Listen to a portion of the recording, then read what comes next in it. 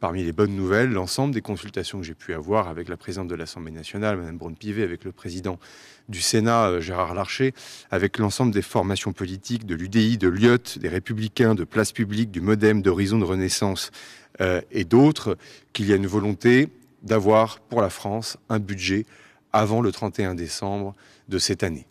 Et cette volonté crée un mouvement et une convergence, évidemment, qui éloigne les perspectives de dissolution. Ça veut donc dire aussi que cette volonté d'avoir un budget avant le 31 décembre de cette année oblige chacun à avoir capacité à avancer sur cette base. Je recevrai l'ensemble des forces de la gauche républicaine ce matin et ce midi pour voir quelles sont les concessions qu'elles demandent aux autres formations politiques pour garantir cette stabilité et quelles sont les concessions qu'elles sont prêtes à faire aussi, le cas échéant, pour le permettre, pour les présenter ce soir au chef de l'État. Qu'il me soit permis de terminer par un point qui n'est pas que technique, puisque j'ai pu voir qu'un certain nombre de Françaises et de Français se sont émus.